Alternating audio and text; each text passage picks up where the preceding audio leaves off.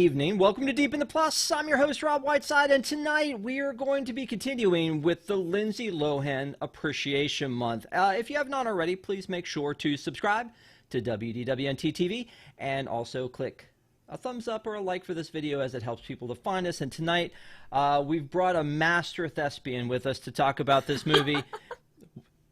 It's Emma Cooley. How are you, Emma? Hi! Hello from Boston. I'm good. How about you? I'm good. So I figure, as a fellow actor, you're going to have more appreciation for Lindsay and being the queen of the late 90s, mid 2000s that we know her to be. We already did Freaky Friday last week with Desi. We've got Herbie Fully Loaded coming up the week after that. And the funny thing is that everybody who comes on here keeps going, well, Mean Girls is my favorite Lindsay Lohan movie. Why aren't we doing Mean Girls? And I had to tell you before the show started that Mean Girls is Paramount and is not a Lindsay Lohan movie. It happened during this contract era. It was like 2004 that Mean Girls happened, and then 2005, Herbie Fully Loaded kind of finished off the Lindsay Lohan era. I'm sorry we can't do Mean Girls, but, you and I could talk about it offline if that would make you feel better. No, that's okay. So, thank you for being with me for this one. This one, the movie that we're doing tonight is I feel like this is the dark horse of the Lindsay Lohan Disney movies. It's called Get a Clue, and it was actually a Disney Channel original movie. And it was. Yeah, and so the 1998, The Parent Trap, is when she was, playing twins, and that was a theater movie. This one is 2002, and in this one she's I don't know. This is like, I think, new territory for her. But it's very similar to the Mean Girls feel in some situations with the fashion and the high school and the catchphrases and everything. But you had not seen this movie before, right? No, I had not, and I guess. I feel like this is maybe not one of her more iconic movies, if we're going to use that phrase like we use a lot. So this came out in 2002, which would have been right around the time I would have started watching Disney Channel movies, probably. So I may have seen it, but I don't remember it at all. But yeah, this was like my first time that I can recall watching it, for sure. And I think it definitely encapsulates that early 2000s like Disney Channel style, for sure. As we're talking about this, so you're gonna have to hold all your your thoughts till the end, right? Because that's how this works. Is we always kind of walk through the movie, talk through it, and at the very end you give your thoughts and would you recommend it. So hold off as much as you can on that. But it really is. I'm going to go ahead and say interesting, this movie, because as we were talking about doing Lindsay Lohan month, and I went, okay, well, that's easy. She's got Parent Trap and Freaky Friday and Herbie Fully Loaded, and I think there's another one, and that was Confessions of a Teenage Drama Queen, which we're going to be doing in 2 weeks.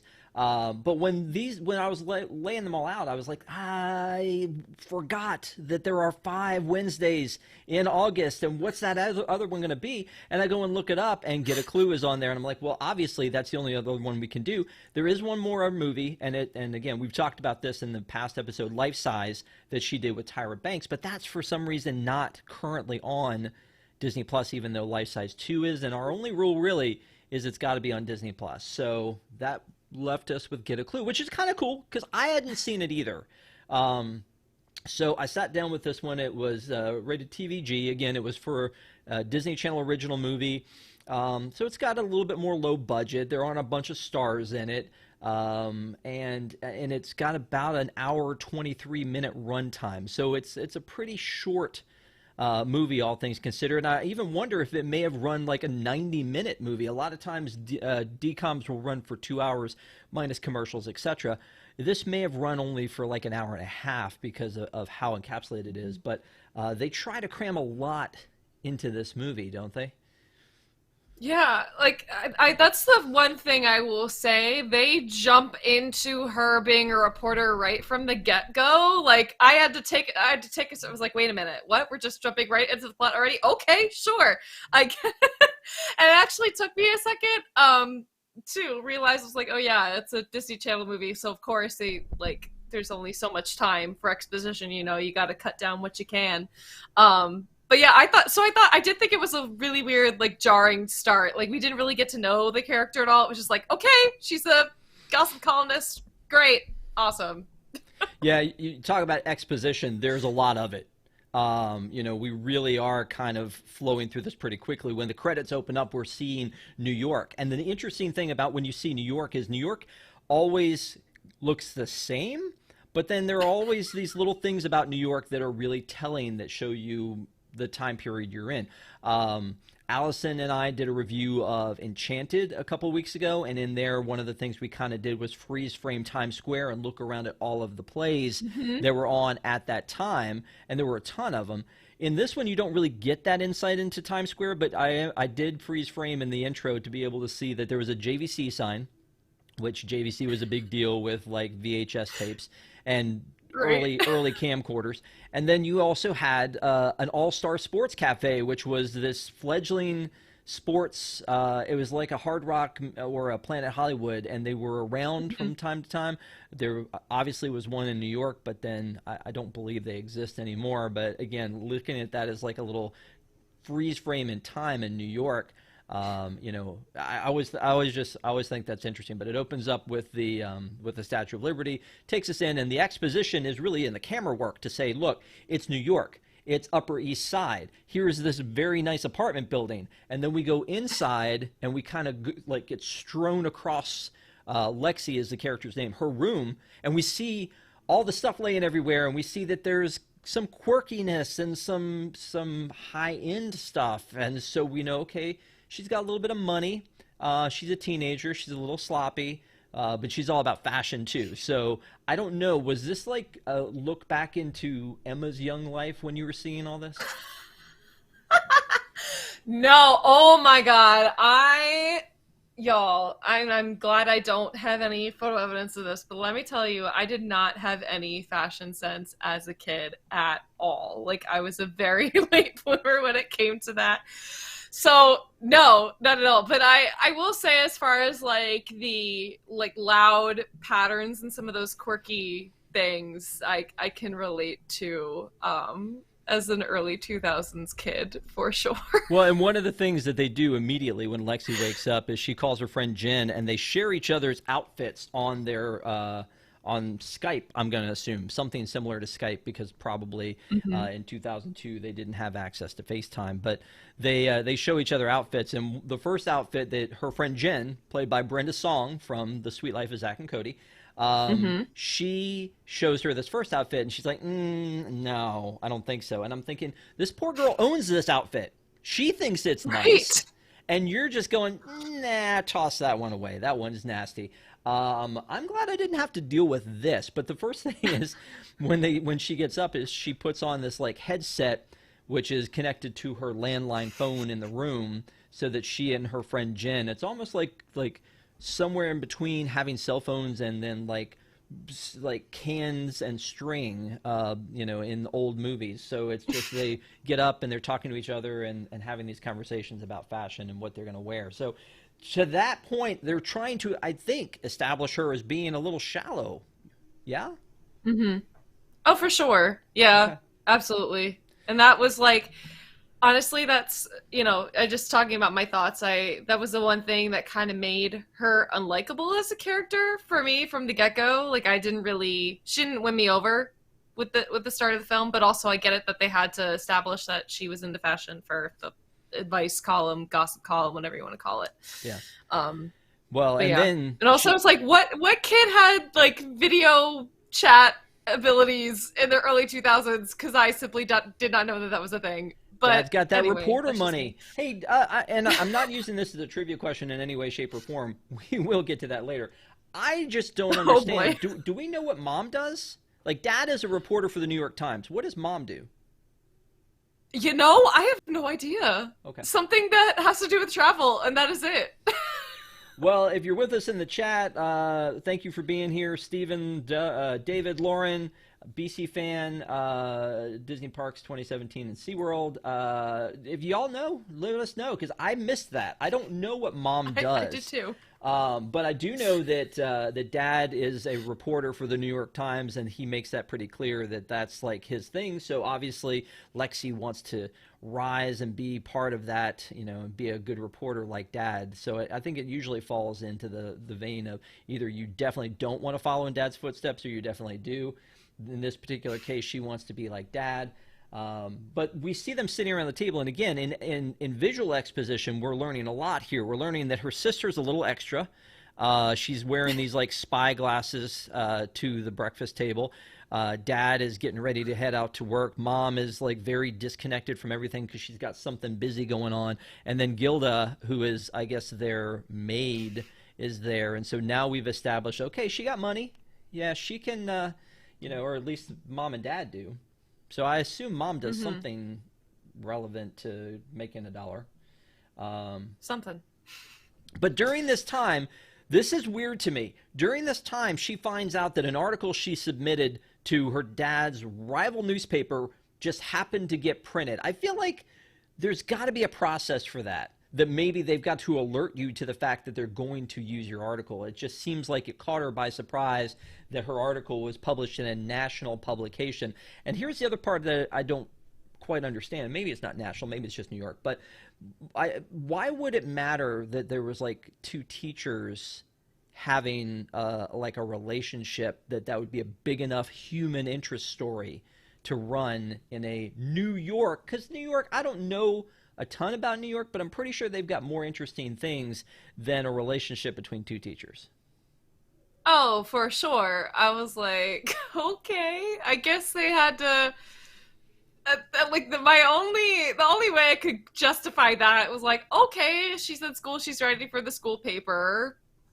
You know, that's probably the juiciest thing going on there for her to write about. So, but yeah, why it made such a high profile New York newspaper is beyond me. But you know, magic of the movies, magic of storytelling, I don't know. But Yeah, that I found very strange. If you're new to this show, please know that we tear this apart. I mean, and just kind of look at it through a different lens. So please don't think that we hated the movie just because we're picking it apart. But it is interesting to look at it through a more critical eye, right? When you're watching these movies, for us to do a Deep in the Plus, you do get a little bit more critical than if you were just sitting on your couch looking for some random thing to watch. I mean, because that's the service we're bringing to you. We're bringing you this service that says, hey, we went through this movie. Maybe either if you've seen it, we can make it more interesting for you, or if you haven't seen it, then we will tell you whether we think you should, or, you know, so that's where we're going with that. So when we get done with that, Lexy goes off to school where she's apparently just a superstar, and she's going through the hallways, and all the friends are like, oh my gosh, that article you wrote. And I'm thinking, all these kids are reading the newspaper? Okay. But anyway, she gets in there, and everybody's excited for her except for the one kid, Jack, who is apparently the editor of the school newspaper, who apparently turned this hot story down. He didn't want it in their newspaper, and so that's why she had to take it to, like, okay, wait a minute. So your school newspaper didn't like this, so you thought, okay, I'll just take it to this big New York newspaper. That takes some cojones, I feel like. Maybe I'm a little Yeah, salty about I mean, yeah, like I also, you know, was like, why would you want to expose people for a relationship that they're trying to keep quiet and hush hush, you know, because they're not sure if they want to go public with it, why you would out them. Yeah, I don't Well, even and know. that's Jack's that just point, seemed very right? fishy. That's Jack's point, is that it's gossip. It's not her dad told her it was a human interest story, but Jack, who is again the editor and you know, love interest, says, hey, this is just gossip, that's why I didn't run it. And so it's really kind of one of those, like, okay, was it really all that a big deal? But it's really kind of the linchpin of this entire movie. We don't know it at the time, but it's kind of the thing that holds the, like, that causes the series of effects that, you know, that happen from there. So True. Anyway, so here's a picture of Ian Gomez, who is playing Mr. Walker in this, and he is the guy who's in the relationship. So it's two teachers, Miss Dawson and Mr. Walker, and Mr. Walker is in this in the hallway talking to the editor, Jack, and then the principal. I think it's the principal. What is her role? It may not be principal, Miss Stern. She might be like some sort of weird human resources. I don't know, but she yeah, takes some Mr. kind of Walker. administrator. Yeah, she takes Mr. Walker aside and they go off, which allows Lexy and Jack to have this conversation where he tells her that it's, you know, hey, like he seems a little salty about the whole thing. Like I was going to, he's not going to congratulate her on this. He's going to basically say, hey, this is a story I didn't want anyway, so I don't know why it got printed. So he kind of like taking the wind out of her sails here, and we learn again why later as it's moving along, like where he was coming from this, but it makes him seem a little salty. Then she goes to homeroom. I'm assuming homeroom or first class, and there's a career day, and there's a woman there from like CIA talking about her job. Then later there's one with a taxidermist. What's the point of that?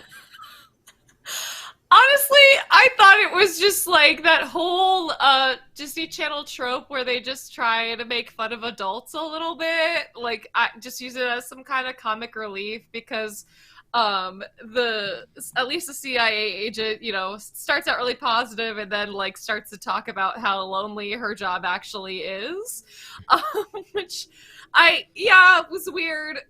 I don't know. I think it was just like a moment of comic relief in this like mystery drama. I wouldn't even call it drama, but like a mystery focused film. Yeah, David Lung is saying that the trashy New York Post would run with the two teacher story in a relationship.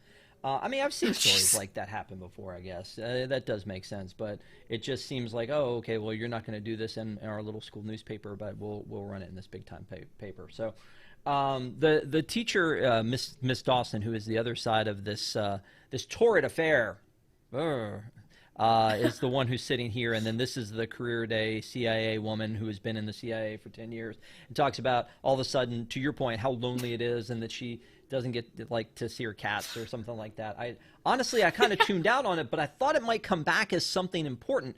It's CIA. We're talking about get a clue. It's investigative. Never comes back. Nope. And then they bring it back a little bit later the next day where it's like a taxidermist and he's like breaking out fish and he's doing this thing. And I'm like, what does the scene mean? Why are you doing this? There's a lot of things that I think are missing in the flow of this movie that I would have liked to have seen them use that time for versus this. Like when we learn about Jack, when she finally learns about Jack, who she doesn't really know anything about, she, I think, views him as a little bit of a nemesis. When she learns about him, they go to his house in Brooklyn, and you meet his mom, who's a nurse at night, and his dad passed away recently, and his brother's in the Navy, and they just throw that stuff at you, boom, boom, boom, boom, boom. And yet we have these two scenes with the career day. I don't know. It just seems out of place. I don't know why they were there. It didn't seem like comic relief even. Maybe it was supposed to be. To your point, maybe it was supposed to be them making fun of adults. I don't know. I figured I missed something and you could fill me in. Yeah, I honestly, that's my only explanation for it, is that it was comic relief, but it just didn't land very well. Okay. All right, so then when we go to the next scene, they're in the editor's room, I guess, and they're working on their newspaper, and then the I guess the sponsor of the club comes in, the teacher, and congratulates Lexy, and then again the editor Jack's kind of like, I don't really think that's a great thing, and he's like, well, you should congratulate her, say something nice about her. Didn't seem very important, but obviously, again, the article plays a bigger part as we move through the story. But she, upon leaving this situation, runs into Mr. Walker and Miss Dawson in the hallway and listens in on a conversation that they're having where it sounds like they're breaking up. And then the Miss Dawson, who is played by Amanda Plummer, says, basically this school is not going to be big enough for the both of us. And so then Jack walks in and he's heard the same conversation. But like I don't know, it seems pretty sketchy. I don't know. How were you feeling when you saw that scene? Yeah, I was like, again, she's just, it's one thing to, investigate when you're a reporter, but it's crossing a line when you are listening into somebody else's personal business and very private conversation. Um, so I mean, I guess it's helpful for them later in the story, but yeah, like that's not okay. And I feel like she never actually gets reprimanded for it and learns her lesson in the movie, unfortunately. Right. But she has to come forward with it, obviously, Mm-hmm. at a later date. So she gets back to her house. Her dad comes in, and now she's kind of talking to her dad about, well, whoa, how do I get to the big stories? Because now she feels a little self-conscious. Now that Jack's taken her down a peg and said, hey, you know what? This was trash. This was gossip. This is not journalism, which, again, they're high school, right? I was Mm-hmm. not I mean, it's private high school, but I was not this active in high school. But she's decided she's going to be, a hardcore reporter, and she wants to be able to, to really, like, get her teeth into something. So she's talking to her dad, and, how do I get there, and what do I need to do, and all that. Mom's on a business trip. Dad was supposed to be there to take care of the kids. He was apparently late for dinner, but of course Gilda's there. So she's like the Mrs. Garrett of this situation, and she's taking care of everything and giving everybody some food, so it's all fine. So she has the heart-to-heart with Dad. And by this time, we're 14 minutes into the movie, and I feel like I haven't really connected with any of these characters. Nope. I feel like it takes till the second act of the movie to really for anyone to really get invested into the plot. Like once things start happening and it gets juicy, then I buy into it. But yeah, Does it get juicy, Emma? Does I that don't happen? even know. I don't even know if juicy's the right word. I'm grasping at straws here. Nice. Okay. So then if it gets juicy, this is where it happens, because now they're dredging the river with this car, and as they're pulling it out, like, for some reason I know this is Mr. Walker's car, but they've led me to believe this for no reason. We've never seen Mr. Walker buy his car. We didn't know there was an issue with Mr. Walker, but when they're pulling it out, for some reason I already knew it was Mr. Walker's car. Why? Did you feel the same way? I mean, I figured it had to be one of the teachers. I mean, I didn't know it was going to be his, but, again, I feel like it took the scene after when it was explained to be like, oh, that's why we had that write-up shot of that moment with that detective. Yeah. So I guess the next day Jack's on his way to school, and he swings by the local newsstand, and he sees this article about Mr. Walker, and it was I forget what the line was. It was some cheesy line about like the teacher is tardy or something like that. Oh, teacher marked absent on the Teacher marked newspaper? absent, yes. I was like, okay. So yeah, the teacher is marked absent. And so it seems like in some way he calls Lexy's dad. Is that what you took from that? And tells him that something's happened to Mr. Walker? I guess. I feel like it was like, hey, the editor of your school paper called and said. So Dad, who is like a big-time reporter for the New York Times, has to learn about this from her, from the. I mean, maybe I misunderstood that part, but I feel like he hears it from him, because that's the chain of events. Is we see Jack read the newspaper, and then the dad comes in to wake Lexy up, gives her this speech, and then she calls Jen and tells her, and then they jump up and get into fashion. Right? I mean, it feels like there's not a lot of remorse there. They just jump up, and this was a weird scene to me. They just jump up and get dressed, and they're wearing black, I guess, in mourning. Like, we don't know that this dude's dead yet. And, like, they're dressed up, and almost like, hey, here's my beret, and I look good. It just seemed... Yeah. Tone deaf. It was very tone deaf. Okay. Yes, exactly that. And then you've got this is where they have day 2 of career day with taxidermy, and there's police outside, and Miss Dawson is like, hey, there's unfortunate circumstances, blah blah blah. And then apparently the police have already set up shop inside the school, inside the newspaper office, of course. And maybe it's just because we already have this set available. I mean, you would know as an actor. Is it because they already had the set available and they'd already used it once that they decided to use the newspaper office as the interrogation room?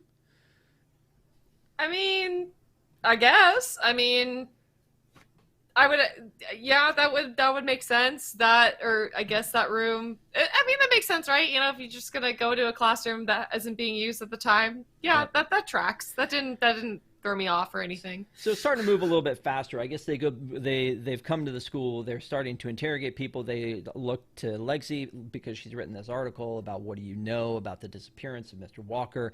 And then the police officer who's in charge has the world's worst mustache.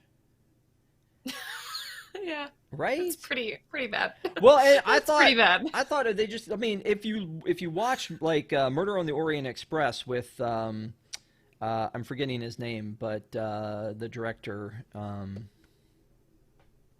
Yeah, I'll remember it later. Murder on the Orient Express. He is playing a detective, and he's got like a curly Q. Kenneth Branagh. He's got this curly Q mustache, and it reminded me of this, like almost like he was trying to be that character, but of obviously 2 decades earlier when this movie happened. But she says something to him. She's a teenage girl. She's in front of a police officer, and she's like, "I would do something about this." You know, and like I thought that was again kind of a ballsy move. Maybe that's where they're just trying to like show her as a character, like, you know, what kind of a person she is. Also, the police officer, did you notice like he has mustard stains down here on his shirt or no?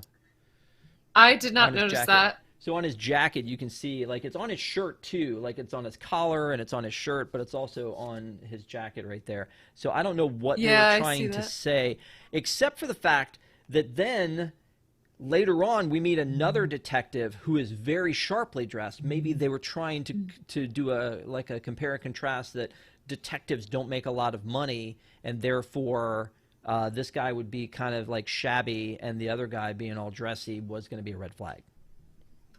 Yeah, I think so. That makes sense to me. I feel Again, like- doesn't make sense till later, but So she tells him the story about how she overheard the teachers talking and saying that, like, you know, it wasn't any threats, but it was almost like the school's not big enough for the both of us, which kind of feels like a threat. And so they go get Miss Dawson and bring her in and ask her some questions, and she's like, okay, I guess I need a lawyer. And so are we at this point supposed to suspect Miss Dawson? I think so. To kind of throw you off as to who the actual villain in the story is. Even though I found it hard to believe based on what we had seen of that character already, but yeah. Gotcha. Yeah. So like again, we don't know that Mr. Walker is dead at this point. You know, we've had career day. Now we have these interrogations, and then Lexy and Jack decide they're going to get together and they're going to start to puzzle this out themselves because both of them feel like they've got, I guess, the chops to be able to make this happen. What are they both, like 16? I don't know. I guess 14 maybe. I don't know. They looked really young. I was like, it was a toss up for me. I was like, are these two in middle school or are they in high school? Anyway. At this point, does this movie have your attention? I think so at this point, or it's starting to grab my attention. Again, I feel like the first 15 minutes I was just kind of like whatever, and then once we actually heard about once the teacher went missing and we heard about that, I was like, okay, now things are actually starting to happen. Yeah. All right. Well, so Lexi's decided she's going to get to the bottom of this. She's asking her dad for advice. He's like, "Oh, Lexi, I don't want you to come anywhere near this case." And so she's like, "Okay, Dad, I won't." Then she goes and sees her little sister, who we've established from the first scene that she doesn't get along with her little sister. So I guess there's kind of like an arc here about the sisters and not being on the same page because Lexi is she's all about popularity and she wants to be a reporter, whereas her sister is kind of like a little bit more nerdy and she likes gadgets. And I think they play into that pretty heavily so that we know that this is going to be like the James Bond Q department of her little syndicate, right? Right. Um, for sure. And also it was like, of course, another Disney Channel, both TV show and movie stereotype or trope, if you will, of having siblings that don't get along with one another.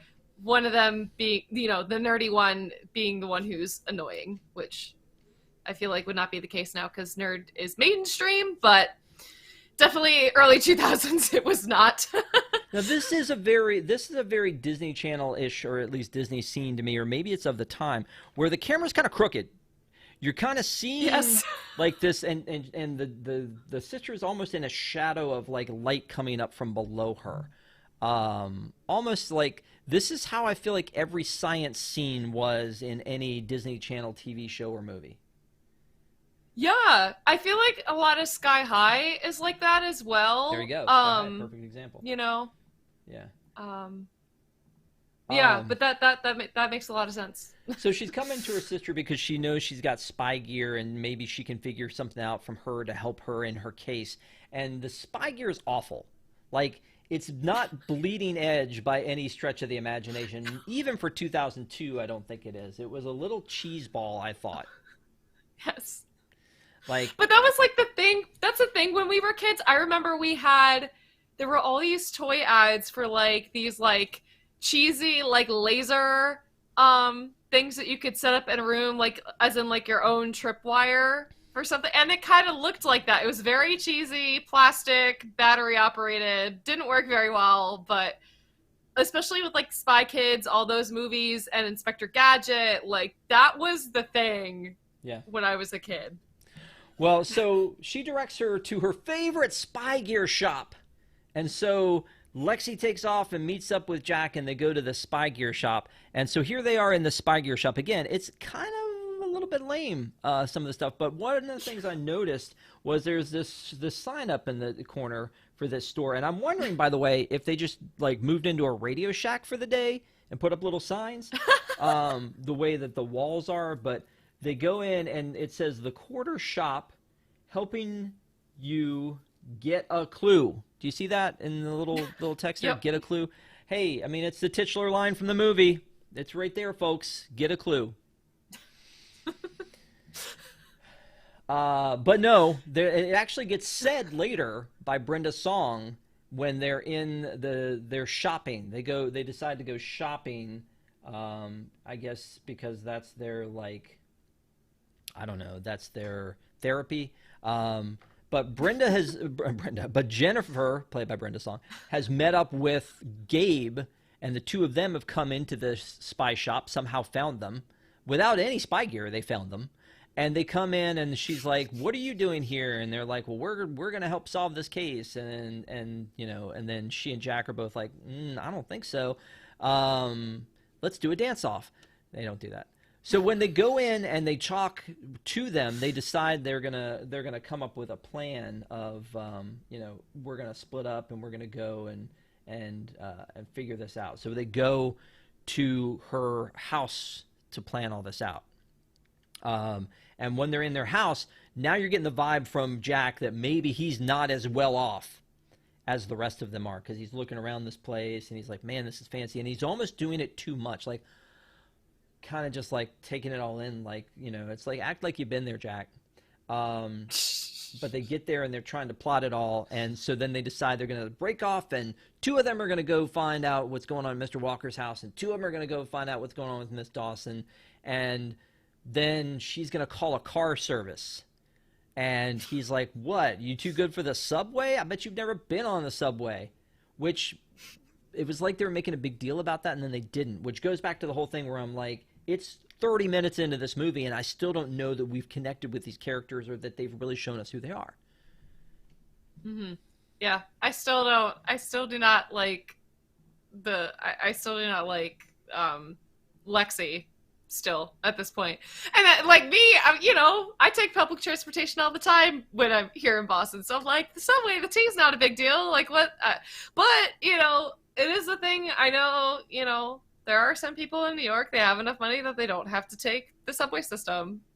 Which to me, I'm like, that's kind of sad. The subway's great, but anyway, yeah, I thought that was really funny because I think that is still a thing in New York. Um, but yeah, it just made her look even more shallow, So she goes, and especially there's since she didn't know what Brooklyn was. right. There's a moment where she's like almost afraid, looking down the stairs about, oh, should I even do this? And then afterwards, she's like, oh, that was great. But there was no big thing. Like there should have been a scene, and maybe it was cut. But again, Maybe. seemed like a short movie as it was. They could have made it longer, and then also maybe left out those career room like scenes.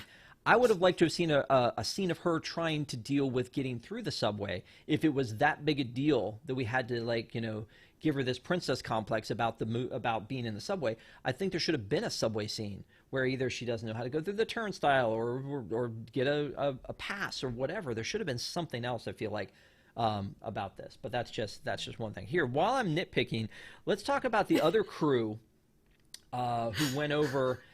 Jen and Gabe went over to Miss Dawson's to plant this camera So illegal. outside her window. It looks like she has like one window at her place, and if you're looking out the window, would you not recognize this large automated camera as being out of place? And maybe, you know what, public service Right. announcement, maybe you, wherever you are right now, should check out your window to make sure there's not a camera like this outside your window.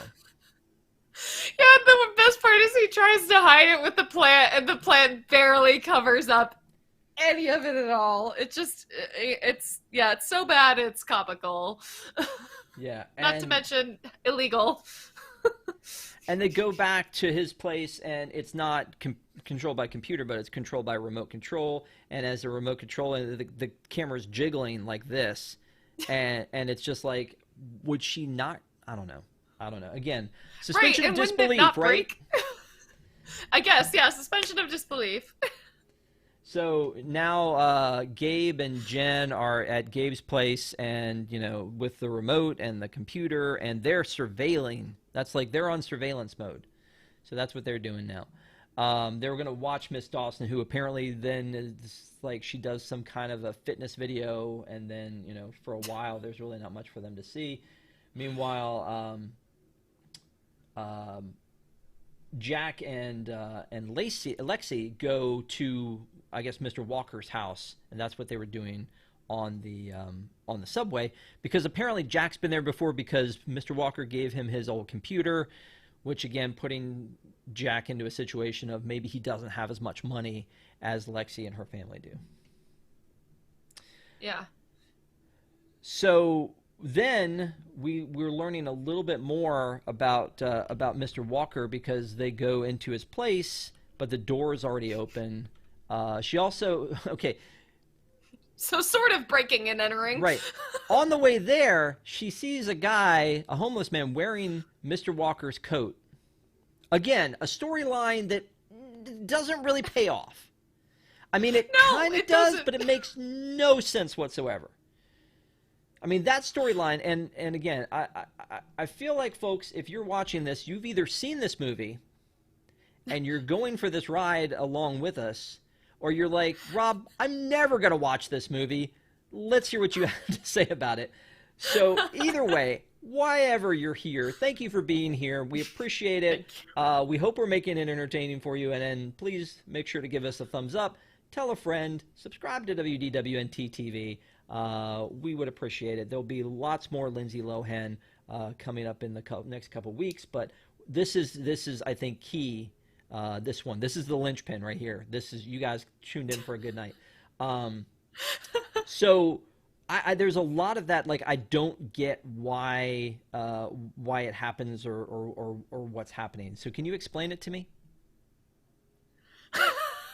So I guess they decide, let's go to this guy's apartment, breaking and entering to find clues. Lovely.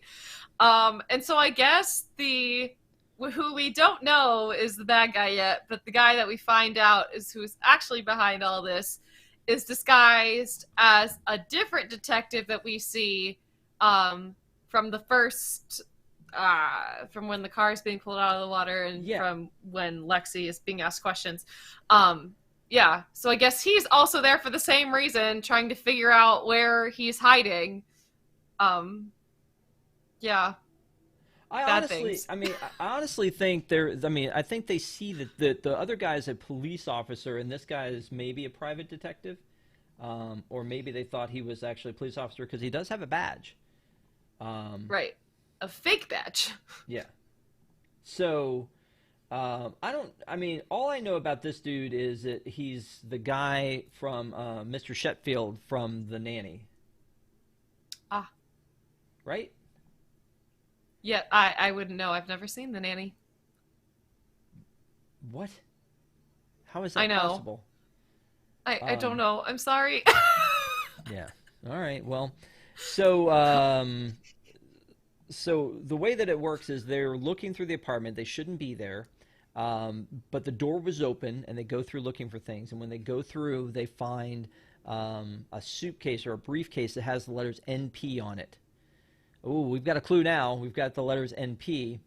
And so then they're looking around the place, and she opens up an old wardrobe, and it has a mirror in it. And when she does that, she can see this man standing in the background.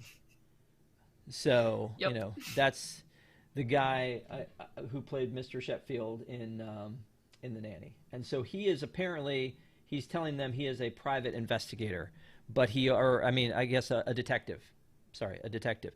And yet he has this like really super nice suit on and a really nice watch and a really nice cufflinks. And so, and apparently really nice shoes. And Lexy just sniffs that out immediately. And her detective work mixed with her fashion sense has finally paid off. And she knows that this guy's not the real deal. There's something weird about him.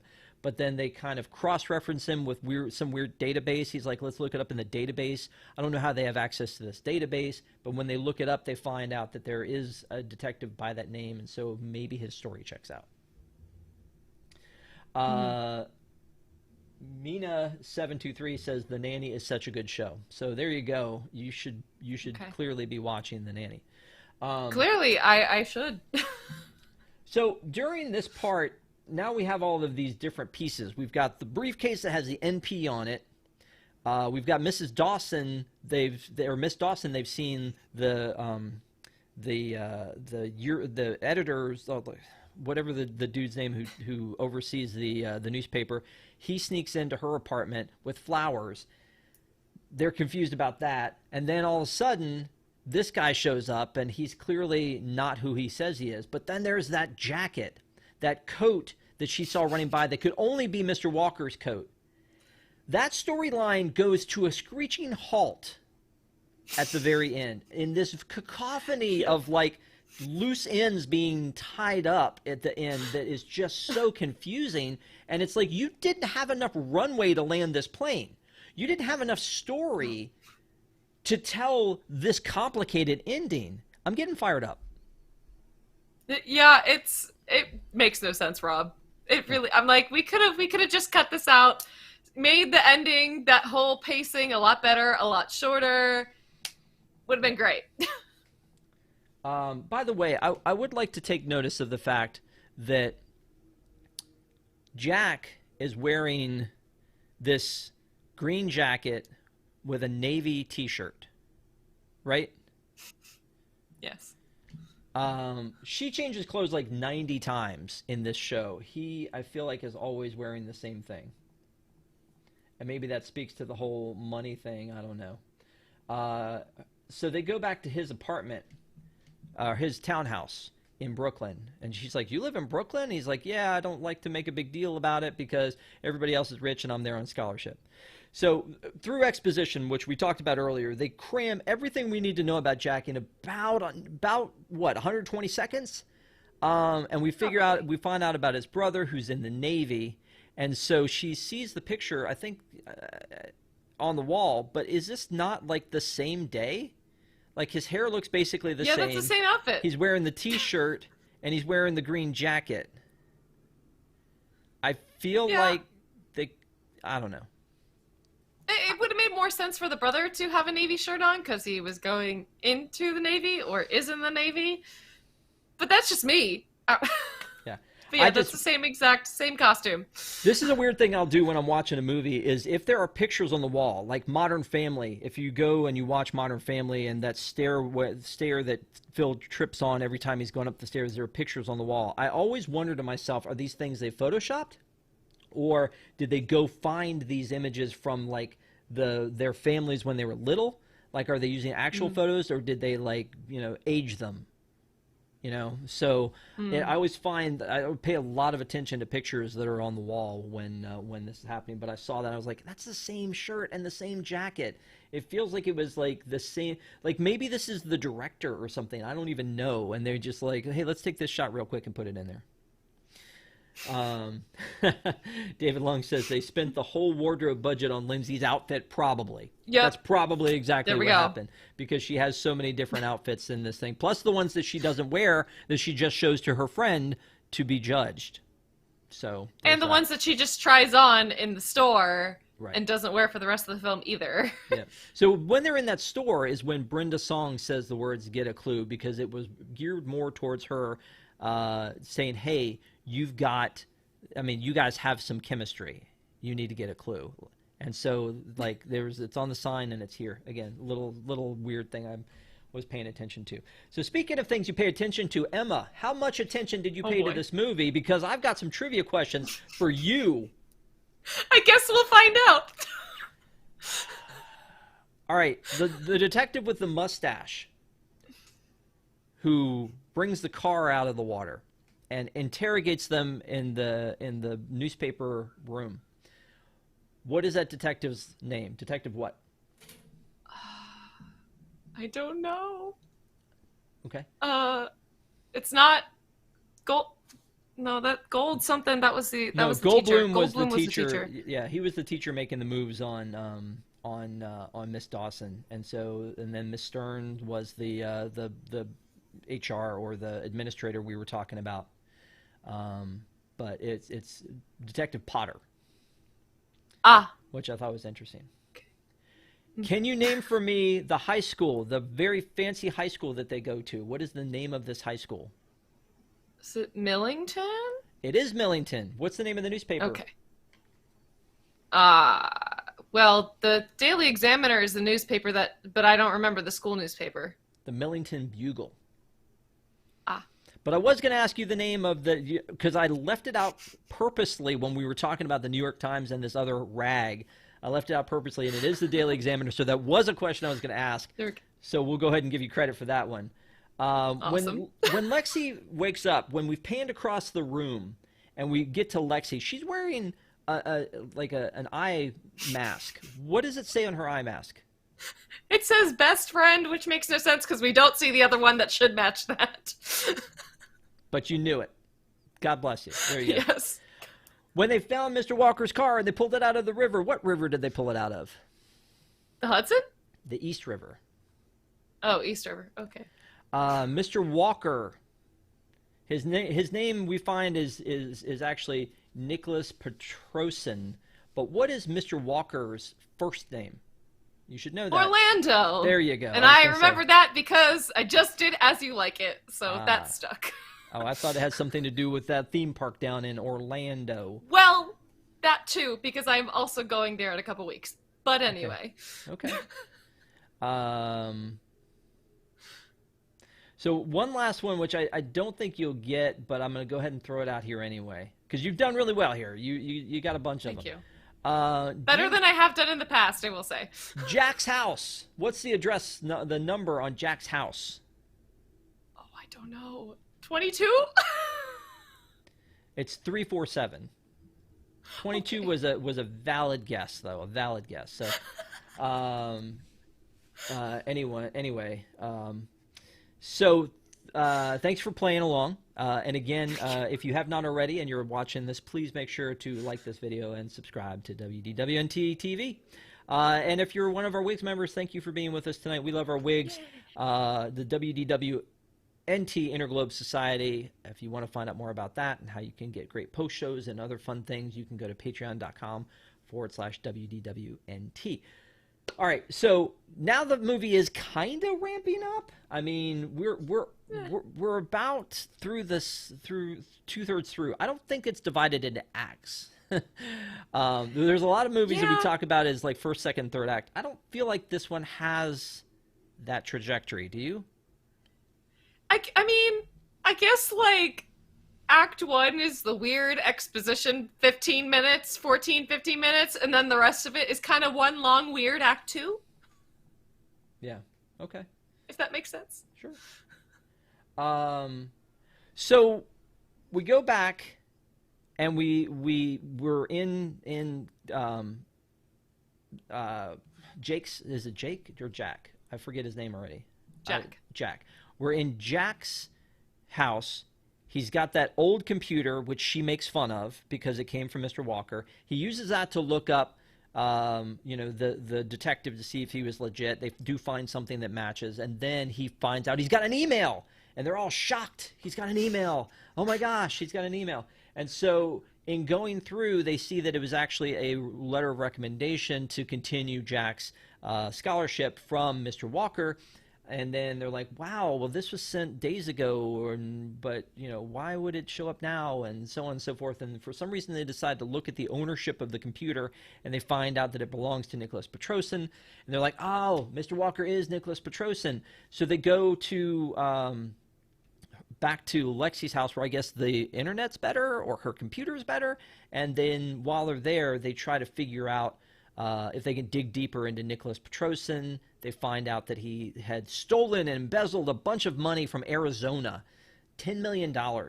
And so not from like the state of Arizona. He was in Arizona when it happened. In Now Arizona. all this takes place in New York, just to be clear. So they go back to look at this, and they figure out that in the article it says that his mom lives in New York. So they go to the mom's house, ask for Nicholas Petrosin. She says he's not here, and then he says, it's okay, Mom, let him in, and Orlando Walker is fine. Yay! Ian Gomez is okay. Spoiler alert. But again, there was no reason to think that he was dead other than his car was in the water and he was nowhere to be found. I guess Right. that's enough reason to think he's dead. So once they get there, he explains this whole thing about why he covered up the whole embezzlement, because he didn't do it and he was framed, and he ran away and started this new life as Orlando Walker, who was apparently a teacher who passed away just before he came to town, and he took on this life and fell in love with Miss Dawson, and everything was great until Lexy wrote that article and took that picture of him, and it ruined everything. Which, how that guy, the fake detective, how he found that picture, supposedly in this like New York only mainstream newspaper, is beyond me. But alas, it still happened anyway. Like, how would a guy from Arizona find somebody in New York through a major newspaper, but not necessarily a nationally known newspaper? Right. So I mean, it's not like he got a Google alert that said Nicholas Petrosin has been found or whatever. So that's a good point. And it's not a good picture either. It's a very bad No. picture, and she took it with her sister's spy camera. Right? From around the corner. Again, being sneaky. Yep. So they go back and they talk with Mr. Walker, and he tells him the whole story, and everything was fine until Lexy outed him and posted the picture, and then he had to kind of fake his own death again, I guess. So he flashes back to having been, in Arizona and making all these deals, and what a great guy he was. And just this picture of him with the comb over and the alligator skin boots and kicking back in his chair, just funny. I don't even know why. It's just funny to me. Yeah. So he's telling them that story and how he, they reenact the story, and again, this is the point where I'm like, did they need to? Did they need to reenact the story where they show the cowboy guys with their backs to him, shaking his hand, and like, did that need to happen? guess, to, again, add a visual aid to the more exposition. Yeah. The continual exposition that we have in this film. And at this point, then we also meet his mom, and his mom is like, dressed in a house coat and pearls and all of these expensive pendants. Because that's what you wear when you're wearing a house coat around the house, and it's a bunch of like jewelry and stuff like that, I guess. I don't know. But it comes into play later, which I didn't expect it to, because the career didn't come back into play. I don't know what I was expecting, but I was not expecting it to come back into play. So anyway, so now they go in and he explains everything to them, and they're like, okay, now what? And he's like, well, I got this note, and it says if you don't bring me this thing to some hotel by 2 p.m., then your girlfriend, Miss Dawson, is gonna get it. So he's, cares about Miss Dawson, wants to make this right, but he can't tell or make out the name because it was rained on. And so they take it back to the one person in the entire world who can sleuth this out, her baby sister. That scene where she's like putting like powder and stuff on it just cracked me up. I don't know why. And again, this movie is not targeted to me. This movie is targeted to 2002 tweens. So anything I'm saying about it right here probably is too harsh. But again, she's like, she's MacGyvering the heck out of this thing to figure out, and she like knows like the black light. She's wired all the house doors to shut when she pushes down on this button. I don't understand that. But then she like has a black light. She shines over it. They find out what hotel it is, and that he has to meet them there with the thing, and he doesn't know what that is. So when he shows up at the hotel, this is where everything goes south. We see everybody, and as they're all walking in, he says, I'm confused. I'm confused. Like, what are we supposed to do? I'm also confused. I'm like, if they're trying to sneak in, why do they walk into the center of the hotel? They even have, like, 2 extras say, like, oh, those kids are up to no good, or something like that. Which I'm like, okay, clearly, like, if the perp was in the room, they would have been caught, like, movie over, done.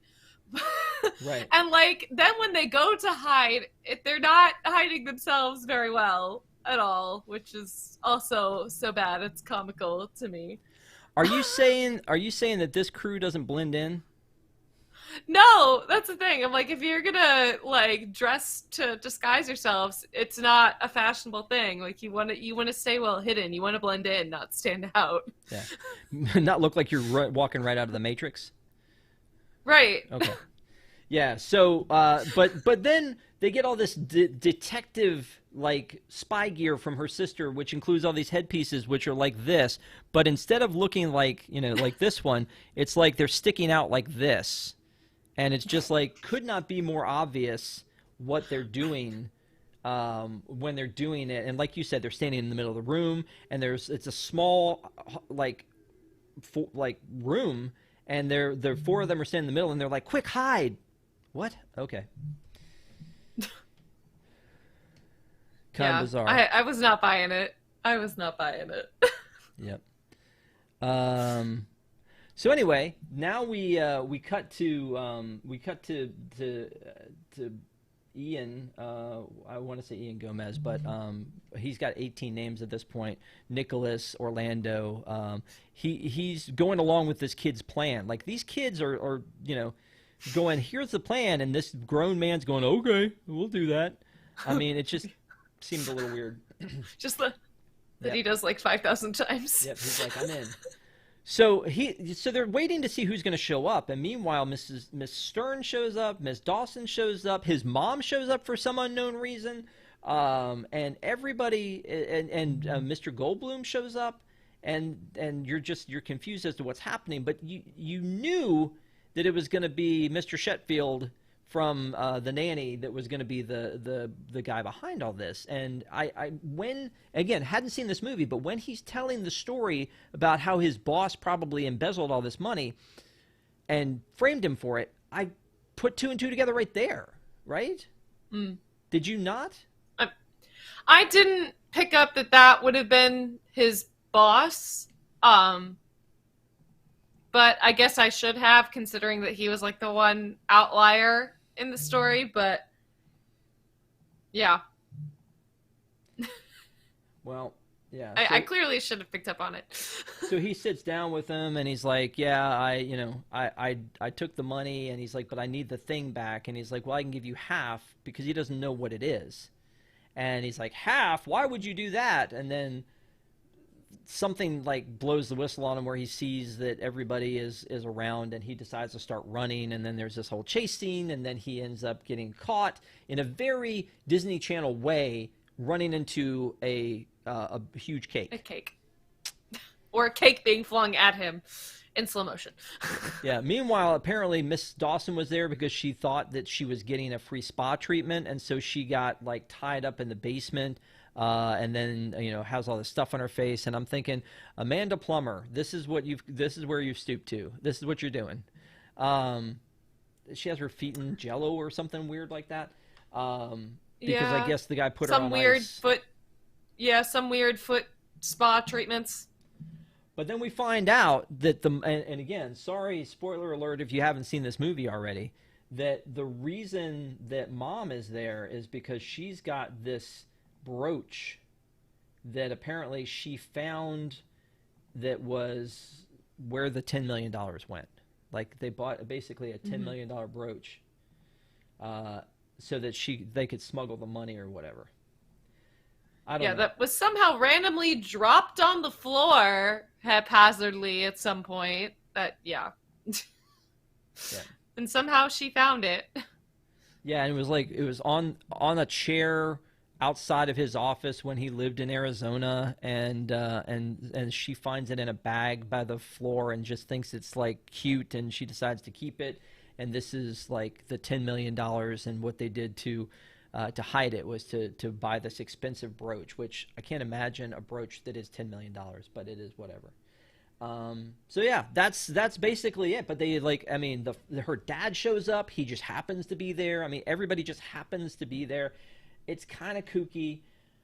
Is there anything I've missed here? I mean, there's not a real soundtrack. Like, that's another thing we've talked about in a lot of Lindsay Lohan movies is the soundtrack. There's not really much of that. I don't think that there's a song at the beginning, and I think there's one that they play in the credits, but that's it. Yeah, nothing to really sort of write home about, though. Yeah. Why did this never get a sequel, Emma? Because there's no reason to. I don't understand why it was a decomp in the first place. Like, it's very cheesy, very fun. Like, again, if you are a kid who would be watching Disney Channel, again, a lot of these things that we're nitpicking would just go over your head and you'd enjoy it anyway. But yeah, I could see why this would be one of her less popular decoms, or I guess Disney films in general that she's done. Yeah, 3 songs: Get a Clue, performed by Simon and Milo; Let It Go, performed by Julie Griffin; and She Can Dance, performed by TWG. And then actually, I see 3 more songs here by Turntable, SS Trio, and Gizzard Lollies. Wow, there's a lot more music in here than I thought there was. By no one that I know. So, no one that I know either. So is there anything I've missed, Emma, or are we ready to cast our final thoughts? I mean, other than the coat, being like the mayor or whoever he was in disguise as a homeless man, and that, honestly, the only point of that was just to show how Mr. Walker was a nice guy. That's literally the only point of that plot line. Yeah.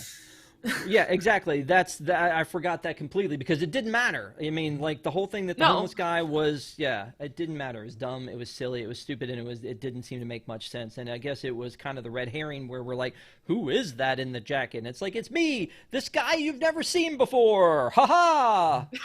I mean, it didn't seem to make much sense. So, you know what? I mean, again, Lindsay Lohan had some great, I feel like, movies. In her Disney catalog. There were 6. Obviously, again, we can't do life size, so we did Get a Clue. Again, next week we'll be Patrick and I will be reviewing Herbie Fully Loaded. The week after that, our friend Coach, will be on to do Confessions of a Teenage Drama Queen. and then we'll have a crew on to finish out the month with The Parent Trap, which just recently celebrated an anniversary. So with all that said, Emma, first of all, thank you for being here with us. I appreciate it. Secondly, would you recommend this movie? You know, just because there are better Lohan films out there, and there are definitely better DComs out there, I'm going to say no. Granted, if you want a 2000s nostalgia trip, by all means, go ahead. If you, I feel like if you're doing a DCOM marathon, maybe not skip it. I feel like you could just for the sake of watching it, but I don't think this is really worth your time. If you're gonna pick another film out of these ones for Lindsay month, I would say Freaky Friday or Confessions of a Teenage Drama Queen, or honestly any of the other four, just not this one. Wow. Unfortunately. Okay. Yeah, I know. I'm so sorry. I know I saw some people in the chat who said they like this film, but I don't. Sorry. Well, and I think you, yeah, okay. So, I mean, I think that if you grew up around this time, to your point, I think you liked it and you probably had an affinity to it. There were movies that I watched when I was younger that I remember fondly. There were TV shows that I remember fondly that you go back and you watch and you're like, I'm not really sure this holds up. Some of them you still look at through rose-colored glasses. The Greatest American Hero was a TV show like that for me, where I would go back or where I loved the theme and the aesthetic of it. But when I go back and watch it, I'm like, I really wish I hadn't pulled that, ripped that Band-Aid. So I get it that if you have nostalgia for this movie, that's great. But I think going into it cold, if you're looking to finish out all of Lindsay's catalog, which again, Queen, we love Lindsay, that's great. Go in and do that. But you want to get all the DComs in. You want to watch every DCom that ever was. Those would be the only two reasons I would say to watch this movie, because it's definitely, to your point, I think the weakest so far of the Lindsay movies. And I say that because I don't know what my base is for Confessions of a Teenage Drama Queen. It's going to be interesting to watch that one. But I'm just assuming, based on this one and what I've seen, this is probably the lowest bar. That said, it's probably one you've never watched. So if you just like Lindsay Lohan and you want to watch a Lindsay Lohan movie, then watch it and let us know in the comments what you think. I mean, we definitely want to hear back from you if it's a movie that meant something to you. If it's a movie that you're like, we missed something. We should have talked about this. Definitely let us know in the comments below. We want to hear from you. But don't forget to join us next Wednesday for Herbie Fully Loaded. If you haven't watched the Freaky Friday review, it is up. Had a little bit of an issue in the beginning of it where we couldn't get YouTube to clip the front, but they fixed it. So go back and watch the Freaky Friday review with Desi, and then Herbie next week. And, of course, don't forget to watch Disney Entertainment News Today, which dropped yesterday. There's one of those up right now. There will not be a News Tonight this week, but Sunday night we'll be back for Park Center. So please subscribe to WDWNT TV. Please take a look at the Wigs program. Again, we love our Wigs. Thank you guys so much for being with us. And Emma, thanks for being on. Thanks for trudging through this movie with me. Sure, no problem. Thanks for having me. All right. We will see you guys next time. Have a great week.